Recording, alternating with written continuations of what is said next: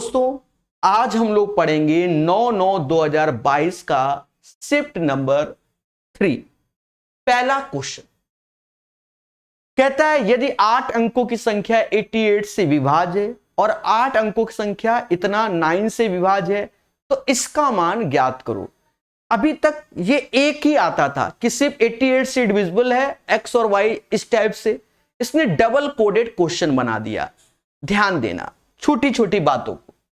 देखो जब यहां 88 देख रहे हो यानी ये संख्या 8 से डिविजिबल होना चाहिए और 11 से।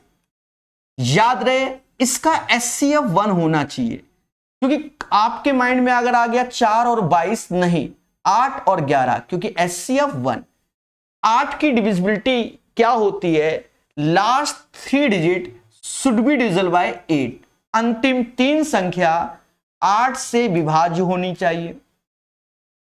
पेशेंस, y का मान अगर मैंने 0 रखा तो 90/24 यानी 904 कहीं ना कहीं 8 से डिविजिबल हो जाएगा, यानी y का मान 0 सेटिस्फाई कर रहा है। उसके बाद जो भी y के मान आएंगे तो आप अच्छे से जानते हो क्या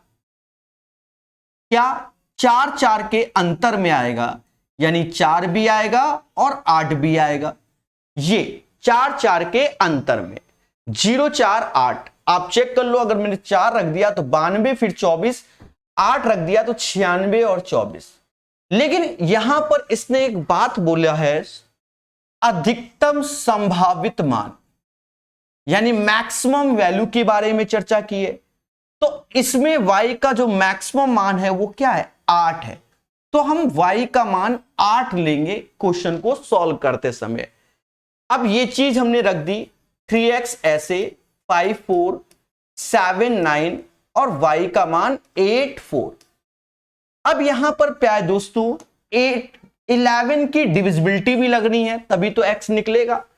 तो हम लोग जानते हैं कि sum of the odd places minus sum of the even places कर लो।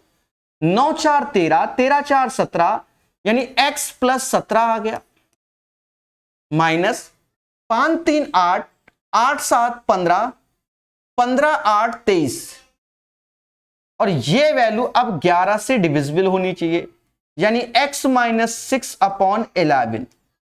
तो ये तभी होगा जब x का मान 6 होगा, क्योंकि 0/11 11 से डिविजिबल। तो हमें y 8 मिल गया और x हमको 6 मिल गया। ये कंडीशन तो यहां से लगी। अभी और देखो, अब यहां आए कह रहा 9 से डिविजिबल है।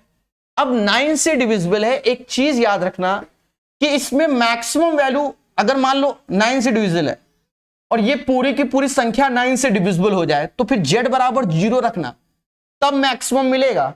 और अगर z = 9 रख दोगे तो मिनिमम मिल जाएगा। ये माइंड में सेट होना चाहिए, क्योंकि ये जितना ज्यादा हो जाए और ये जितना कम हो जाए तभी अधिकतम मान आएगा। फिलहाल इसमें कोई दिक्कत नहीं है, फिर भी मैं बता देता हूं। अब देखो 9 से तो 5 4 9 9 चला गया, ये 4 3 1 4 4 4 यानी 4 4 8 हो गया, यानी z का मान 1 होगा। z का मान 1 हो जाएगा, ठीक है, क्योंकि 9 से डिविजिबिलिटी आप अच्छे से जानते हैं। सभी अंकों का योग 9 से विभाजित होना चाहिए। अब हमें x y z सब मिल गया, तो x का मान 6 तो 6 18 हो गया, y का मान 8 8 दूनी 16 हो गया और z का मान 1 तो -1 हो गया। जैसा आप देख रहे हो 33 इज द राइट आंसर। एक प्यारा सुंदर क्वेश्चन। जी हां, अभी ये सिंगल पूछा जाता था, आज ये डबल पूछ दिया गया। ग्रुप डी का क्वेश्चन देख लो दया, ठीक है। तो उम्मीद है पहला क्वेश्चन सभी को क्लियर हुआ होगा।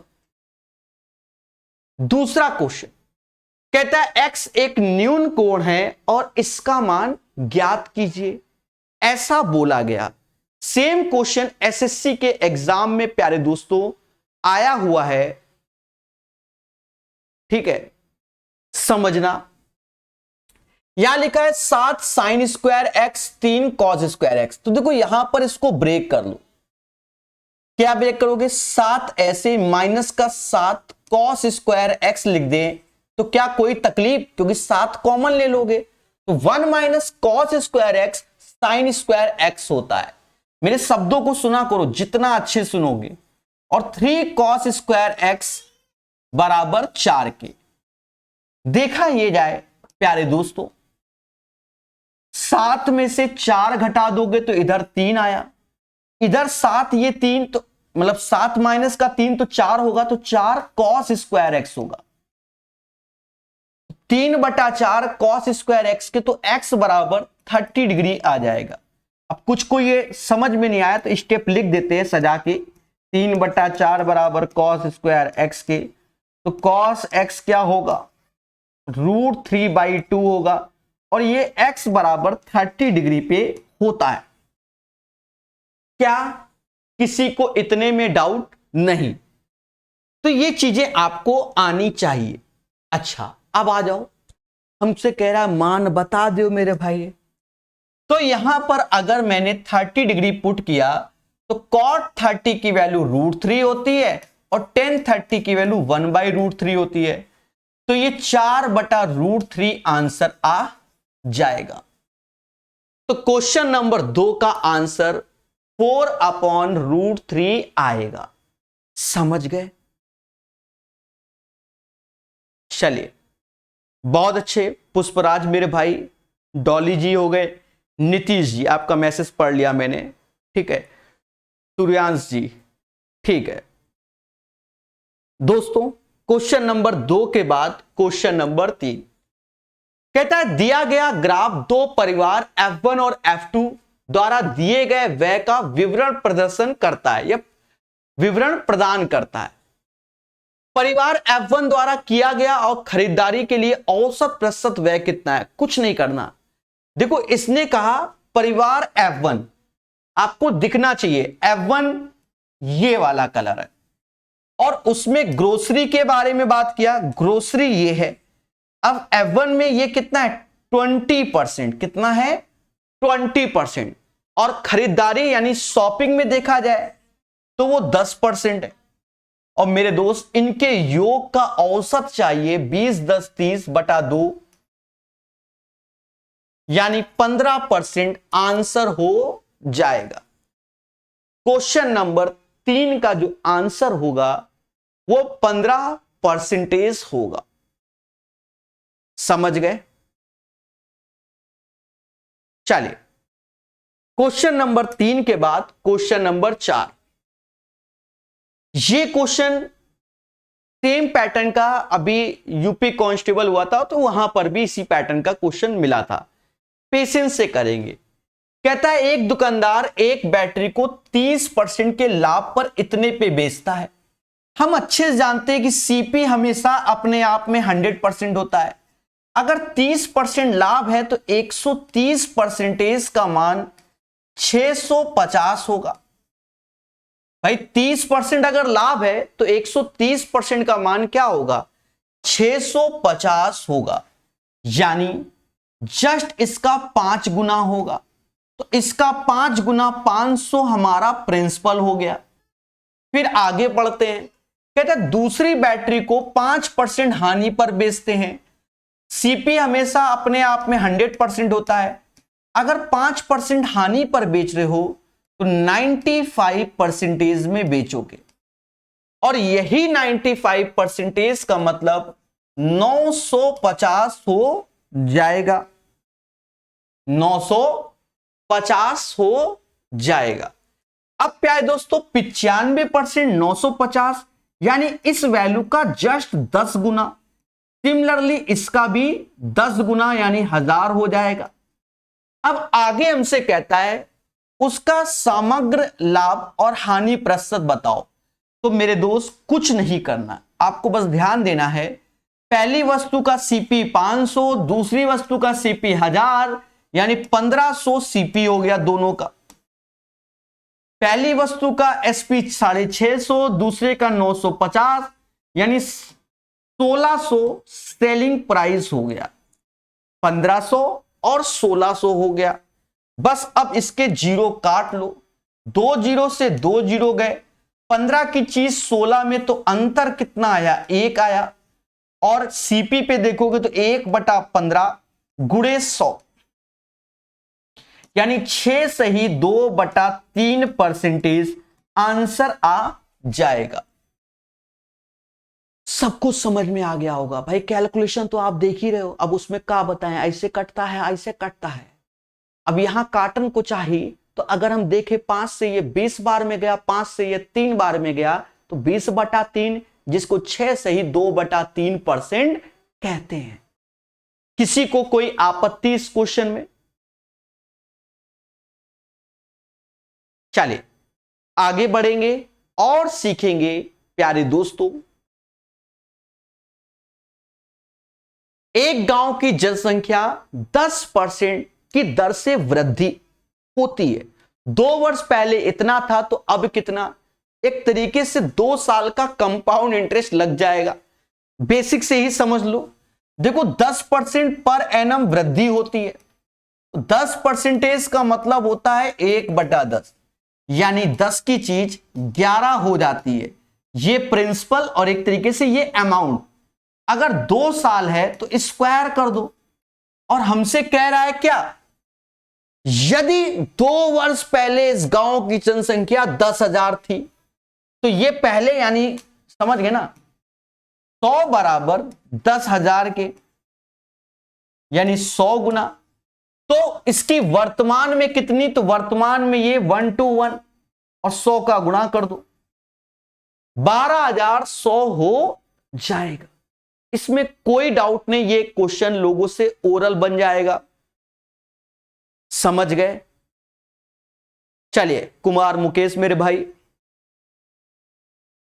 अब ये आया प्यारा क्वेश्चन। देखो आजकल क्या है कि बच्चा अच्छे क्वेश्चन बनाना ही नहीं चाहता। ये है प्यारा क्वेश्चन। देखो बहुत से लोग आपको इसके शॉर्टकट भी बता सकते हैं, नो डाउट, लेकिन ये क्वेश्चन लेटेस्ट में भी किसी एग्जाम में आया हुआ है, या तो यूपी कांस्टेबल में और या एसएससी सीजीएल में, इसी पैटर्न का। ठीक है, अब प्यारे दोस्तों इसको हम बिल्कुल बेसिक से बनाएंगे, तभी ये जल्दी बनेगा। पढ़ते हैं क्वेश्चन। कहता मानवी की वर्तमान आयु के 2 गुना और तन्वी की वर्तमान आयु का योग 35 वर्ष है। अब आप खुद बताओ, दोनों का देखो यहां पर क्या कह रहा है, इसकी आयु का 2 गुना और इसकी आयु का। तो अब हमें क्या है कि हमने माना मानवी की आयु m है और तन्वी की आयु t है। कोई दिक्कत? भाई मानवी की आयु m, तन्वी की आयु t, जो बोलेगा हम कर लेंगे। तो उसने बोला है कि मानवी की आयु का 2 गुना, तन्वी की आयु के का योग 35 वर्ष है, तो ये इक्वेशन बन गई। समझ गए? यहां तक कोई तकलीफ? भाई जो बोल रहा मैं वही लिख रहा हूं। अच्छा आगे बढ़ेंगे। कहता है तन्वी के पिता की आयु वर्तमान में तन्वी की आयु की तिगुनी है, यानी तन्वी के साथ तन्वी के पापा जी भी आ गए, और तन्वी की आयु की तिगुनी है। तो अगर तन्वी t वर्ष की है तो पापा जी 3t के हो जाएंगे।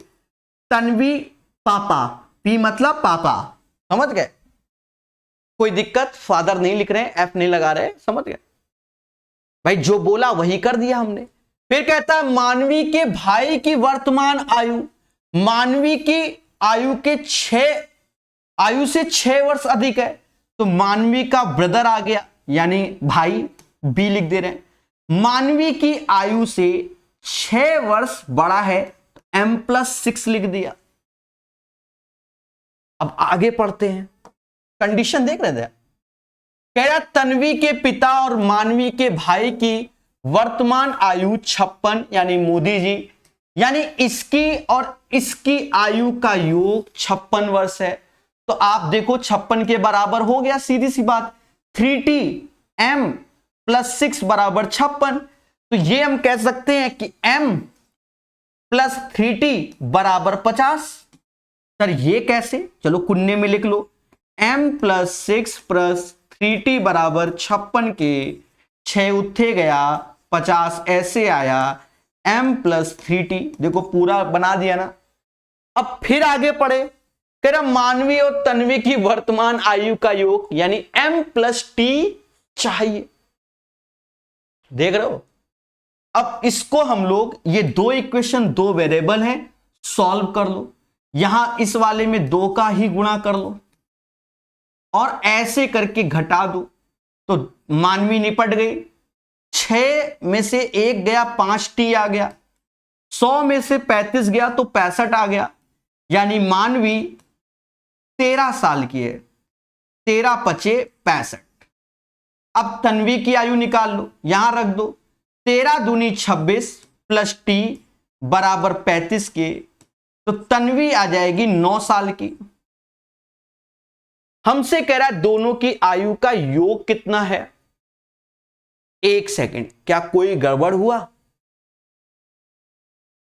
पेशेंस पेशेंस, यहां तन्वी निकला था ना, यहां गलती कर दी।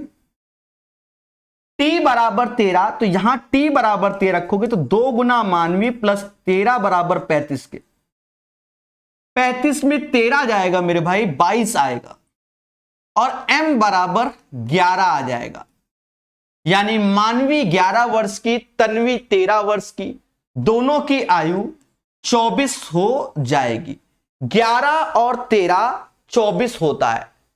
24 इज द राइट आंसर।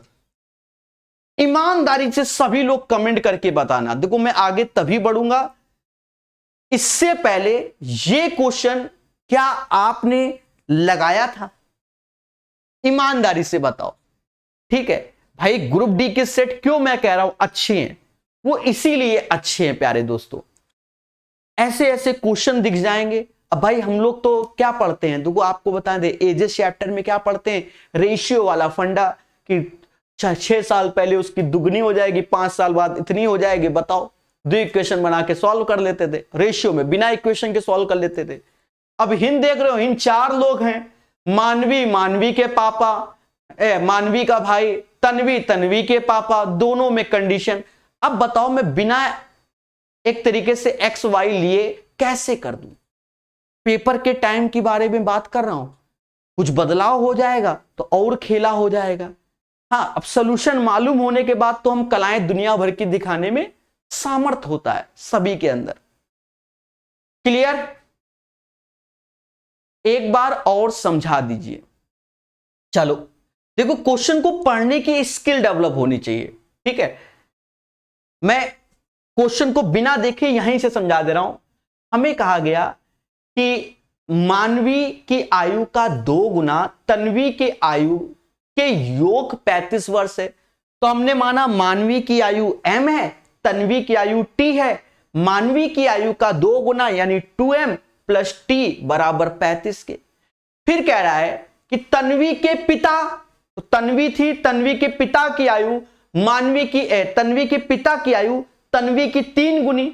अगर तन्वी t वर्ष की है तो पापा 3t के हो जाएंगे।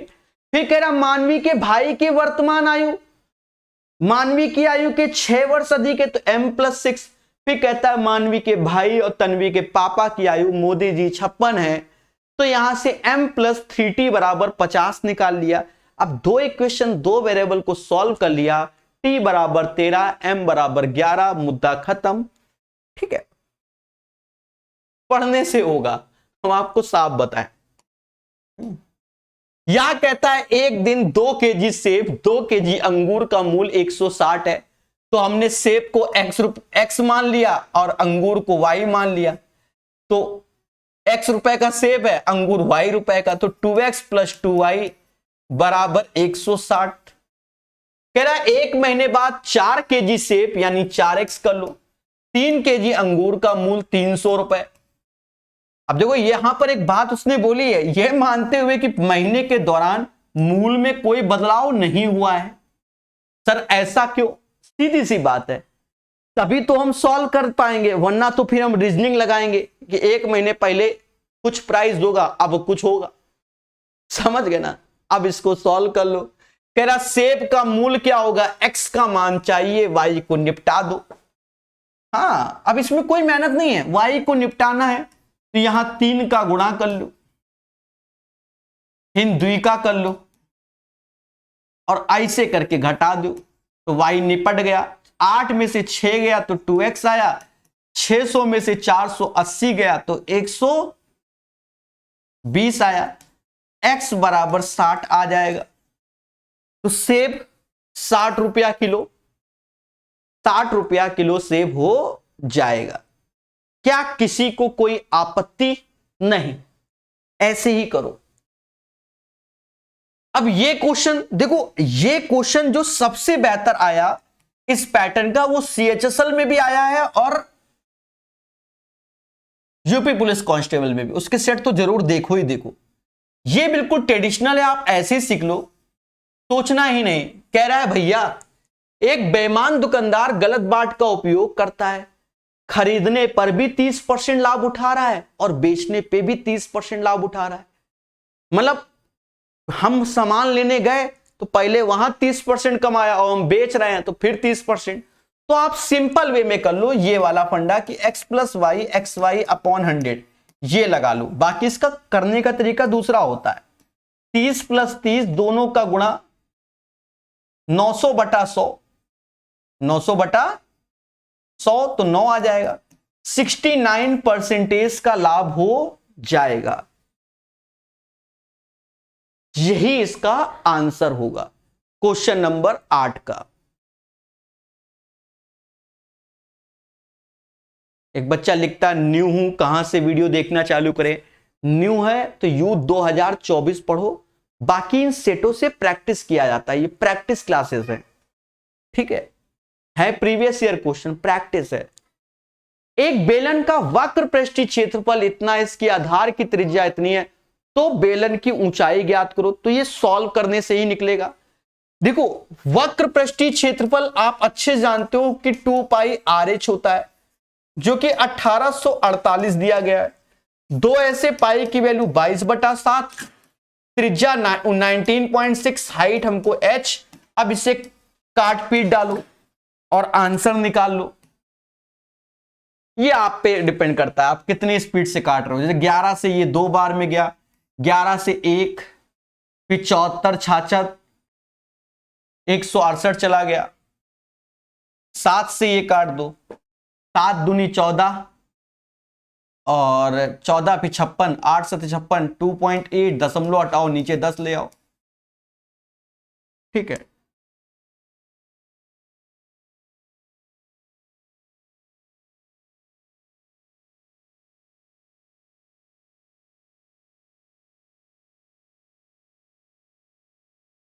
अट्ठाईस से ये 6 बार में जा रहा है, अड़छंग 48, 12 6 ये चला गया।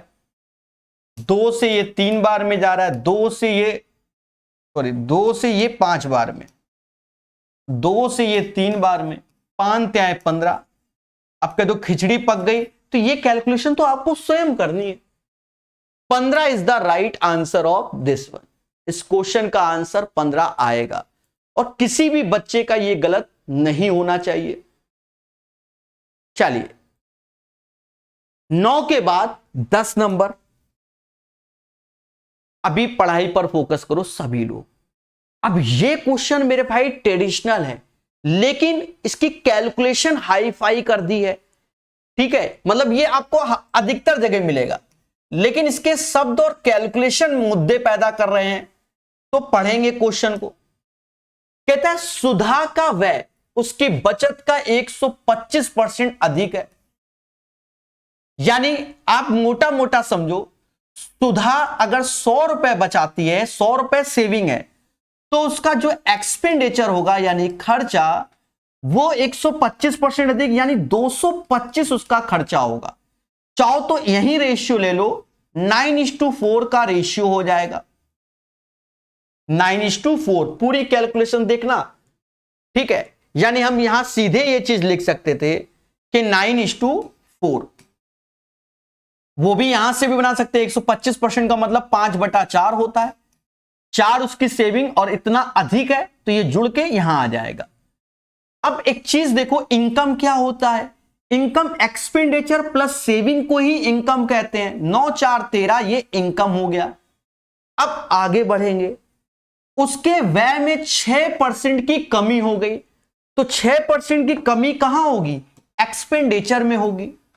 9 में 6% कम कर दोगे, 9 में 6% कम, तो 9 को 54 यानी 0.54 कम करोगे तो 46 आ जाएगा। तो उसका एक्सपेंडिचर 8.46। फिर कह रहा है उसकी बचत में 26.5% की वृद्धि हो गई। तो पहले बचत 4 थी, अब इसमें वृद्धि हो रही है 26.5 की, तो 126.5%, क्योंकि अपने आप में जोड़ देते हैं, 100 में जोड़ देते हैं। तो अब कर लो, 5 चौका 20, 2 हासिल, 24 2 26, 2 हासिल, 48 2 50 परसेंटेज, तो एक डिजिट है तो यहां लग जाएगा, यानी 5.06। देख रहे हो दया? अब हमसे कह रहा है उसकी आय में कितनी वृद्धि हुई है, तो अब इसको जोड़ लोगे, 8 5 13.52, यानी पहले 13 रुपए सैलरी थी, आज 13 रुपए 52 पैसे, 4% की वृद्धि हो गई, क्योंकि 13 चुक्कू 52, तभी 52 एक्स्ट्रा हो रहा है। वरना ऐसा कर लो, दोनों का अंतर 0.52 बटा 13 गुणे 100, तो भी 4% आ जाएगा। है ना कैलकुलेटिव क्वेश्चन? ईमानदारी से बताओ, आप 100 भी करके भी करोगे तो भी ये इतना ही पहुंच जाएगा। ठीक है, और ऐसे क्वेश्चन के लिए ही तो हमें पढ़ना है राजेंद्र यादव मेरे भाई। ठीक है, इस क्वेश्चन को मैं दोबारा बताता हूं। देखो, पहले बात को सुनना मेरे भाई, मैं क्यों कह रहा हूं कि ग्रुप डी के सेट लगाओ। इसके जो ट्रेडिशनल क्वेश्चन है वो बड़े इजी हैं।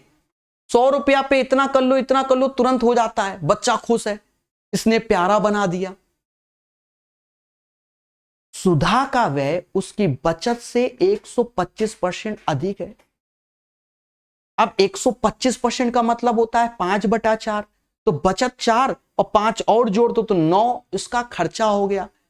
तो इनकम 9 4 13 हो गई, कोई दिक्कत नहीं। कह रहा यदि उसके व्यय में 6% कमी हो जाए तो 9 का 6% निकाल के घटा दो, तो उसका जो खर्चा हुआ अब 8.46, और कह रहा सेविंग में 26.5 बढ़ गया। या तो 4 का 26.5 निकाल के इसमें जोड़ दो, या सीधे 4 का 126.5 कर लो, तो हमने वही कर लिया। अब इन दोनों का योग ही उसकी इनकम कहलाएगी, 13.52। खेल गए, समझ गए? तो मेरे दोस्त सीखना होगा, और आप कुछ भी करोगे इसकी कैलकुलेशन ऐसी ही जाएगी। आप कुछ भी कर लो, आप अगर 100 रुपए 200 रुपए 300 रुपए भी करके देखोगे तो वो भी ऐसी ही वैल्यू पे जाएगी। ठीक है, टफ नहीं है, आसान है। यहां कहता है पी क्यू आर में यदि एंगल इतना है तो क्यू का मान हम जानते हैं कि त्रिभुज के तीनों कोणों का सम 180 होता है। 13 5 18, 18 बराबर 180 डिग्री के, यानी 1 बराबर 10 के, तो 7 बराबर 70, क्योंकि हमसे क्यू का ही मान पूछ रहा है। 70 डिग्री आंसर। फर्जी क्वेश्चन। अब देखो यही चीज हमें सीखना है पेपर में कि कौन सा क्वेश्चन अटेम्प्ट करें, कौन सा छोड़ दें। जैसे ये क्वेश्चन आया, आपको लग रहा है कि इसमें 2-4 कंडीशन है, तो इसको बाद में अटेम्प्ट करेंगे और ये सस्ते वाले निपटा देंगे, नंबर तो दोनों में मिलने हैं ना। किन्हीं दो भिन्न आभास संख्याओं का है तो एचसीएफ क्या होगा? ऑलवेज 1। देखो कोई भी भिन्न है, जैसे आभास संख्या ही बोल दी तो 2,3, तो इसका एचसीएफ हमेशा 1 होता है, ऑलवेज। को प्राइम बोले चाहे ना बोले, find the greatest common factor of any two different prime number. तो प्राइम नंबर में कुछ भी कॉमन नहीं होता, तभी तो उसको प्राइम नंबर बोलते हैं। तो ऑलवेज 1 होता है। अब देखो ये क्वेश्चन भी प्यारा सा आ गया। अब सुनना मेरी बात को, इसीलिए मैं बोलता हूं। देखो एक चीज समझो, हम लोग एसएससी लगा रहे थे, ठीक है, रेलवे के अलग अलग सेट लगा रहे थे। उन जब एवरेज स्पीड बोलता है, कौनों की स्पीड 20 है, कौनों की 30 है, कह रहा भैया औसत स्पीड बता दो। हिन कह रहा है 26 सही, 1/4 लो, दूसरी स्पीड बढ़ा दो, ओके बाद आंसर निकाल दो। यानी सारा खेल है वैल्यू का और कुछ भी नहीं। तरीका यही लगेगा, आप सिंपल वे में लगाइए कि एवरेज स्पीड, अगर 2 की स्पीड गिवन है तो formula 2xy upon x plus why he लगाइए। ठीक है, अभी तक मार्केट में 20-30 चलता था, अब इसने 10 लिया हमको, समझो। कह रहा एक व्यक्ति ए से बी तक 56 से ही 1/4% की चाल से यात्रा करता है। तो 6 को 24 और एक 25 ऐसे हो गया, 2 हासिल 20 2 22, 225/4 पहले व्यक्ति की स्पीड है, जिसको हम x बोल दे रहे हैं। देख लो, कुछ नहीं किया है मैंने, इसको सॉल्व किया है, देख लो। और अपनी चाल को अपनी पिछली चाल से इतना बढ़ा देता है, उसी मार्ग पर ए पर लौटता है, यानी दूसरी चाल क्या होगी पहले उसको समझो। कह रहा है प्रभु 33 से ही 1/3% बढ़ा दिया, उसका मतलब होता है 1/3, यानी पहले स्पीड उसकी 3 थी, अब नई स्पीड 4 कर दी है। 3 बराबर दिस वन, तो 1 बराबर 75/4 के, तो 4 बराबर 75 चौका 300/4। चाहो तो इसको 75 ही लिख सकते हो। समझ गए? बोलो हां। अब क्वेश्चन सॉल्व करो। दो ऐसे, पहली की स्पीड लिखी है 225/4, दूसरे की अगर मैंने 75 लिख दी तो ऐसे ही लिख देंगे। नीचे आए 225/4 और प्लस 75। अब यहां पर थोड़ी सी कैलकुलेशन से बचा जाए, भाई 75 यहां काटो तो 75 तीना होता है, ठीक है, 2 से ये 2 कट गया। अब ऊपर बचा 225/2, नीचे एलसीएम ले लो, 4 3 7, 4 3 7, 7/4, 2 से ये 2 बार में गया, 2 से ये 2 बार में गया। अब ये 2 ऊपर आ जाएगा और 7 से भाग, यानी 450/7, आंसर डी आ जाएगा। ठीक है, उसके बाद भी हम भाग दे रहे हैं, क्योंकि हमारा टाइपिस्ट हो सकता है कि फ्रैक्शन में लिख ना पाया हो। 7 छंग 42, 6 ऐसे, 7 चौक 28, 64 से ही 2/7। तो इसका आंसर आपके सामने या तो 450/7 लिखा होगा, और या जो मैंने अभी लिखा है वो होगा 64 से ही 2/7। अब बोलो मेरे प्यारे दोस्तों, सभी लोग बोलो, क्या क्वेश्चन अच्छा बनाने की कोशिश की गई है कि नहीं? ठीक है, एक बच्चा लिखता है एसएससी जेई नाम है, आरआरबी जेई का पेपर है। मेरे भाई, अब हर चीज के लिए अलग से वीडियो नहीं, आप शांति से यूथ 2024 पढ़ लो और पेपर दे लो जाके। समय कम, या जो पहले पढ़ा है उसका रिवीजन कर लो। ज्यादा एक्सपेरिमेंट नहीं होता है। अब पूरे साल तो पढ़ोगे नहीं, अंत में कह रहे हो 1 महीने में कैसे हम मैथ को अच्छा कर लें, तो कोई टॉनिक नहीं होता है मेरे भाई।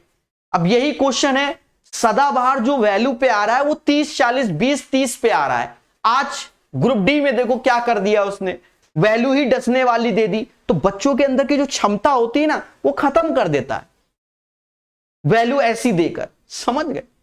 हाँ, क्योंकि बच्चों को 20-30 पे ही अच्छा लगता है ये क्वेश्चन। वो कहता हम तुमको डसेंगे।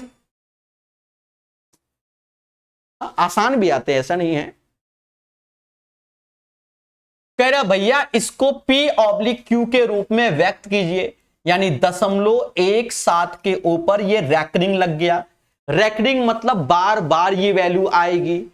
समझ गए? अब यहां पर इसको और समझना है मेरे दोस्त, जितने पे बार लगे उतने 9 ऐसे, दशमलव के बाद 2 डिजिट तो 1 0 लगा लो, क्योंकि नीचे 2 बनेगा। सारे सिंबल हटा दो और वो घटाओ जेमा बार ना हो, यानी 16/90, और जिसे हम लोग 8/45 कहते हैं। 8/45 कहते हैं। हम तो रेलवे वालों से कहते हैं भगवान से दुआ मनाओ कि 2022 ग्रुप डी का क्वेश्चन आए ना पेपर में। ठीक है, समझे नहीं? दुआ मनाओ। कह रहा माध्य माध्यिका और बहुलक के बीच का अनुभाविक संबंध का उपयोग करते हुए माध्यिका का मान ज्ञात कीजिए। माध्य इतना, बहुलक इतना। ये क्वेश्चन फॉर्मूला बेस्ड है। इसका फॉर्मूला आपको याद होगा तभी ये बनेगा, और फॉर्मूला होता है बहुलक बराबर 3 गुना माध्यिका का और -2 गुना माध्यिका। बहुलक बराबर 3 गुना माध्यिका का और 2 गुना माध्य का, अगर ये फॉर्मूला आपको याद है तो बन जाएगा। मेरे दोस्त अब इस पे प्रकाश डालते हैं। देखो माध्य हमें 35 दिया गया तो 35 दूना 70 ऐसे हो गया। बहुलक 140 दिया गया तो ये ऐसे है, ठीक है। अब देखो ये 70 इधर आएगा 210 हो जाएगा और इस 3 से भाग दोगे तो आपको मीडियन मिल जाएगा माध्य का और वो भी 70 हो जाएगा। 7 या 21 यानी 70 इज द राइट आंसर। समझ गए? 15 का आंसर आपके सामने। वह द्विघात समीकरण ज्ञात करो जिसके मूल 2 और दिस वन है। तो हम अच्छे से जानते हैं क्या, समझो ऐसे कि सम ऑफ द रूट्स और product of the roots is equal to 0 होता है, ये हम जानते हैं। नहीं जानते तो नवीन अंगणित का सेपरेट मैंने पढ़ाया हुआ है, क्वाड्रेटिक इक्वेशन पढ़ लेना, बहुत बेसिक से बताया है और ग्रुप डी में हर जगह आया है। इन दोनों का योग तो एक्स स्क्वायर ऐसे, अब 2 में से आधा गया तो 3.5 यानी 3 मतलब 2 में से आधा गया 1.5 होता है तो 3/2x ऐसे। दोनों का गुणा करोगे तो -1 आएगा बराबर 0। तो ये 2x स्क्वायर माइनस का 3x minus 1 is equal to 0। देखो कहां मैच कर रहा। अच्छा एलसीएम लोगे तो यहां 2 आ जाएगा, ये ध्यान रखना। 2x स्क्वायर माइनस का 3x minus 2, this is the right answer of this one. समझ गए? 16 का सही आंसर आपके सामने। 16 के बाद 17 नंबर। जब किसी संख्या में इतने की वृद्धि होती है परिणाम इतना तो संख्या कितना। देखो मेरे भाई अभी तक आप चाहे सीजीएल का क्वेश्चन उठा लो, सीएचएसएल उठा लो या कहीं का उठा लो, वहां ऐसे बोलेगा कि भैया 20% वृद्धि हो गई, 15% हो गई। इन कह रहा है 47.5% वृद्धि हुई। अब तुम याद कर लो कौन सा फ्रैक्शन याद करोगे। क्वेश्चन में दम नहीं है पर हम आपको बता रहे हैं, ठीक है। कहेगा कौन सा तुम फ्रैक्शन, भाई हम लोग कैसे याद करते हैं 12.5%, 1/8 समझे, 16 से ही 2/3%, 1/6 कह रहा 47.5%। अब करो याद। चलो करते हैं। देखो मेरे दोस्त 7 दूनी 14 1 15 ऐसे, 8 1 9, 95/2 इसका मतलब डायरेक्ट यही होता है। परसेंटेज मतलब 1/100 कर लो, ठीक है। वो चाहता है कि चुपचाप कैलकुलेट करो। 5 से ये 19 बार में गया, 5 से ये 20 बार में गया, यानी एक्चुअल संख्या हो जाएगी 40 यूनिट। 20 दूना 40 यूनिट हो जाएगी और उस 40 यूनिट में 19 यूनिट बढ़ जाएगा यानी 59 यूनिट हो जाएगा।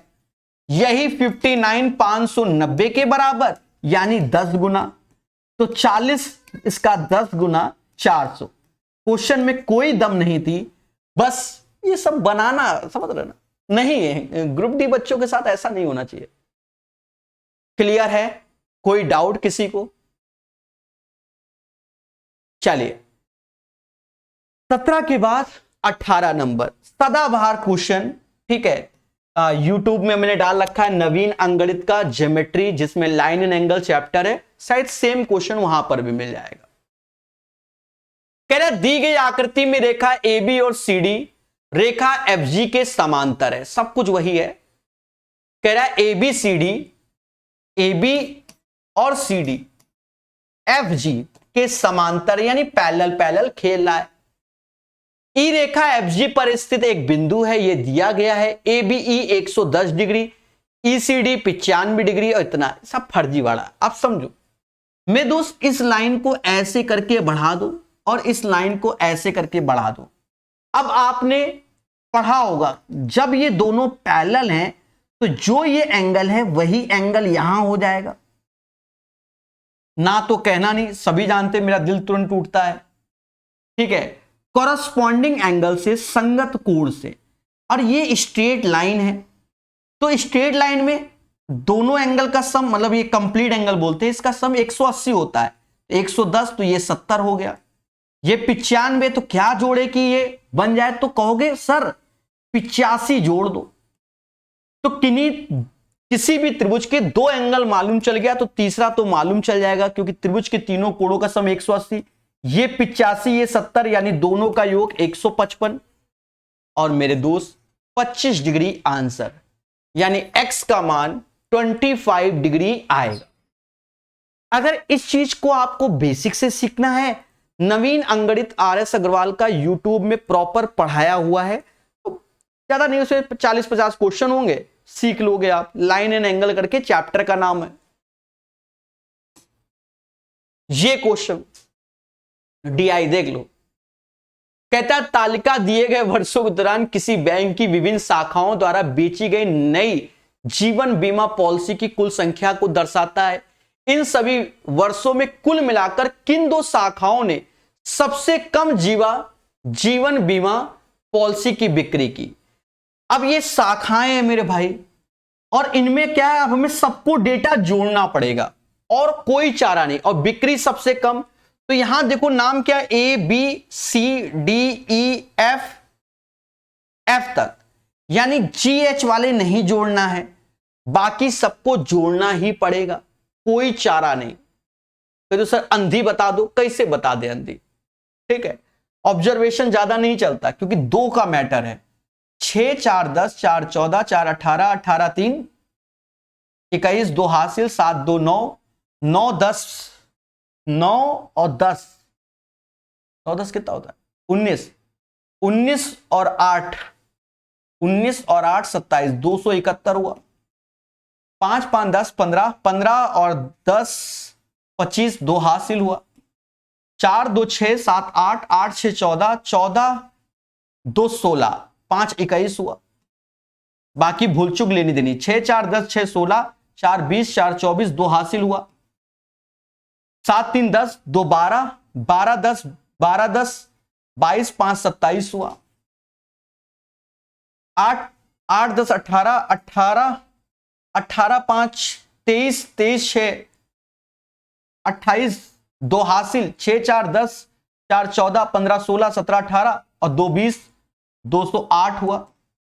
6 2 8 मतलब 6 दूनी 12 12 4 16 17 18 हासिल 1 18 हासिल 1 9 दूनी 18 और 18 18 और 1 कितना होता है 19, ठीक है। 19 और 14 33 6 39।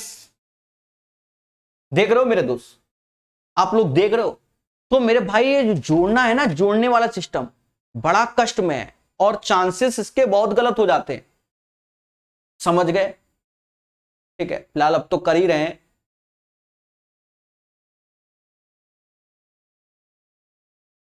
ठीक है।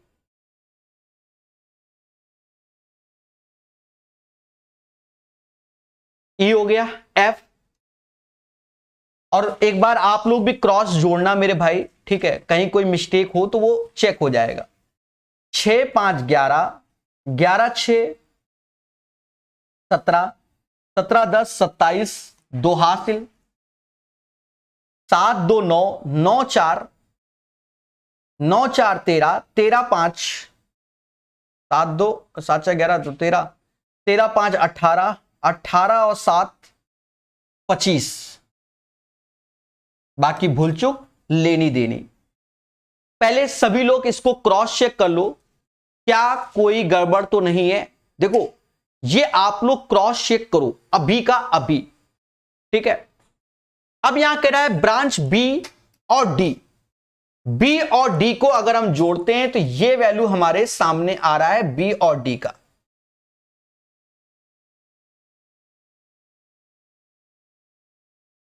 ठीक है,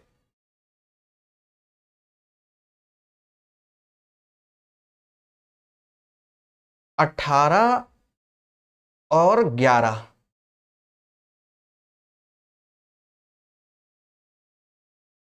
मैं क्रॉस चेक खुद भी कर ले रहा हूं ना, इसलिए ये आया। ब्रांच बी और डी को जोड़ा तो हमारे सामने 215 और 209 को जोड़ोगे बी और डी के बारे में तो 424 आ गया। ये बी और डी का हो गया। अब ब्रांच ए और ई को जोड़ो। अब जोड़ेंगे नहीं, अब ऑब्जर्वेशन लगाएंगे ए और ई को।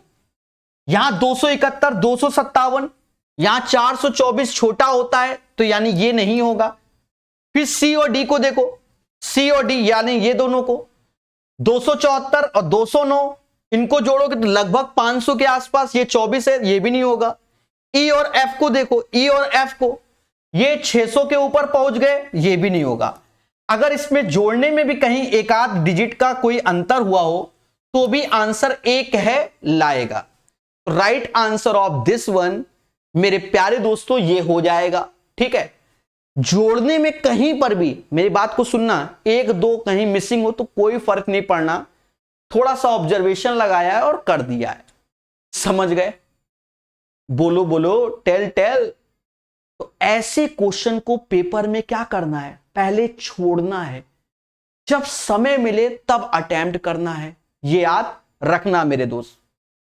ठीक है, अब ऐसा क्यों, एक्चुअल में क्या है कि आप इसको कॉपी में लिखकर नहीं करोगे, सामने होगा डेस्कटॉप। डेस्कटॉप, अरे कंप्यूटर में ही तो होता है ऑनलाइन पेपर, डेस्कटॉप रखा होगा, उसी में ऐसे ऐसे करके, ऐसे जैसे मैं जोड़ रहा हूं बस वैसे ही बैठ के स्क्रीन पे जोड़ रहे होगे, तो 2-4 डिजिट इधर भी उधर हो जाती हैं। कहीं लिख रखा हो तो बातें अलग। देखो a + b 11, a - 3, अब ये देखो उसको छोड़ते ये क्वेश्चन बन गया। 11 3 14, उसका आधा 7 और a 7 तो b 4, 7 4 का अंतर लो हो गया। 7 का स्क्वायर 49, 4 का 16, 9 6, समझ गए, लास्ट में 5 द्विठो है, 5 6 65 इज द राइट आंसर। क्या मेरी बात समझे कि नहीं समझे? ठीक है, ये क्वेश्चन सरल है।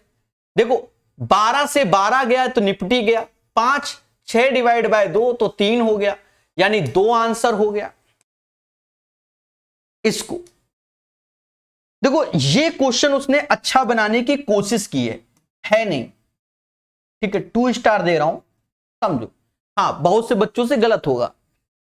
30 पुरुषों वाली एक टीम को किसी कार्य को करने में 41 दिन लगते हैं, यानी 30 बंदे किसी काम को कर रहे हैं और उनके दिन डिसाइडेड है 41, 30 लोग। फिर कहता है 25 दिन बाद 6 और पुरुष कार्य के लिए नियोजित किए जाते हैं, यानी 30 बंदों ने पहले 25 दिन काम किया, उसके बाद 6 पुरुष बढ़ गए यानी 36 पुरुष हो गए और कार्य नियोजित किए जाते हैं और कार्य एक दिन पहले समाप्त हो जाता है, यानी डिसाइडेड था अपने पास 41 दिन का, 25 दिन काम कर लिया और एक दिन पहले, तो 41 में 1 कम करोगे 40, 40 में 25 कम करोगे, यानी ये काम 15 दिन तक हुआ है। इतने में कोई तकलीफ, पहले ओपन होके बोलो, समझो। 41 बंदे किसी काम को 30 दिन में, तो 41 गुणे 30 भी बोल सकते हो आप, लेकिन कहता है कि भाई 25 दिन तक काम किया, तो 30 बंदों ने जब 25 दिन तक काम किया उसके बाद कहता है कि 6 बंदे और आ गए तो 36 हो गए, एक दिन पहले काम निपटा दिया। जब एक दिन पहले तो टोटल 41 था, 1 कम कर दो तो अब 40 होगा, 25 यहां से निपटे तो बचे 15 दिन, किसी को डाउट नहीं होगा। आगे फिर एक कंडीशन झोंक दिया, कहता है यदि 6 और पुरुष कार्य के लिए नियोजित नहीं किए गए होते, मतलब 6 बंदे जो एक्स्ट्रा लाए गए हैं उन्हें नहीं लाया गया होता, तो इस कार्य के पूरे होने में कितने दिन लगेंगे? तो टोटल 30 बंदे काम कर रहे हैं, तो ये 30 बंदे कितने दिनों में करेंगे? तो x दिनों में करेंगे। अब सर शुरुआत में तो 41 दिन था, तो देखो यहां कंडीशन है, शुरुआत की वैल्यू के बाद से जो ये पहले हुआ तो वो तो ये ठीक है, उसके बाद इसने एक यदि करके कंडीशन कहा है कि जो 6 बंदे ला रहे हो ना आप, उनको मत लाओ। यदि 6 और पुरुष कार्य के लिए नियोजित नहीं होते तो इस कार्य के पूरे होने में कितने दिनों की देरी होती? तो अब हमें यहां से निकालना है, और देरी होती ना, देरी होती तो यहां पर जो ये x का मान है ना, जो ये x का मान है, पहले बात सुनो, या तो हम ये लिखें 41 + x, 41 प्लस x लिखे, क्योंकि 41 दिन तो लगाने ही लगाने, कुछ दिन और लग जाएंगे। तो x का मान निकाल लो, 41 से अंतर जो आएगा वो डिसाइड कर लेना। देखो 5 से ये 6 बार में गया, 5 से ये 3 बार में गया, 5 से ये 5 बार में गया। बोलो हां। देख रहे हो यहां 6 बार में जाएगा, 5 बार लिख दिया। ये 150 हो गया, ये 108 हो गया। 150 अभी और कट रहा है तो और काट लो, 1 मिनट को मैं सब कर रहा हूं, और काट लो। 3 ये 2 बार में गया और ये 2 बार में।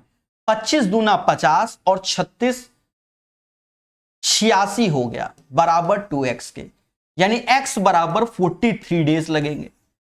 पहले उसको लग रहे थे 41 दिन और अब 43 दिन, यानी 2 दिन एक्स्ट्रा लग रहा है, 2 दिन एक्स्ट्रा लग रहा है। तो ये आंसर होगा।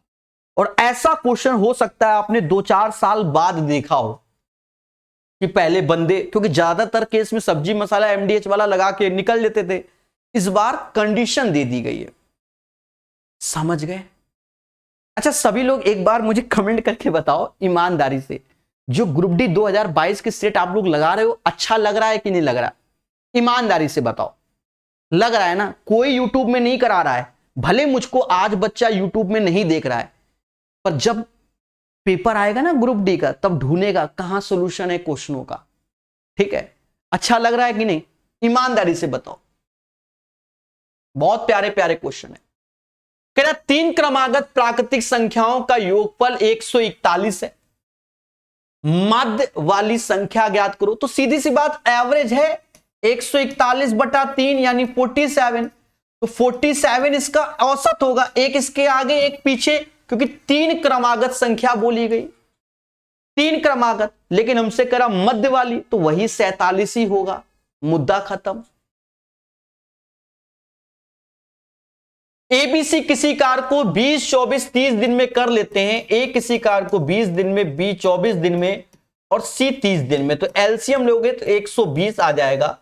20 से भाग 6, 24 से 5 और 30 से भाग 4, ये इनकी एफिशिएंसी यानी कार्य क्षमता हो जाएगी। यदि वे एक साथ मिलकर कार्य करते तो उन्हें उस कार्य को पूरा करने में कितना दिन लगेगा? सस्ता क्वेश्चन। 6, 4, 10, 5, 15 से भाग दोगे, 8 दिन में कार्य निपट जाएगा। यदि एक गोले की त्रिज्या 5 तो उसका पृष्ठीय क्षेत्रफल 4πr² होता है। यहां रख दो 2500 का 100 पाई, आंसर हो जाएगा। देखो जो आसान है उसको स्पीड से बताता हूं। वैध द्विघात समीकरण ज्ञात को जिसका वास्तविक और समान मूल इतना है। तो देखो x बराबर 3/5 मूल है और बराबर तो दोनों मूल यही होंगे, तो 5 इधर आएगा तो 5x - 3 हो जाएगा।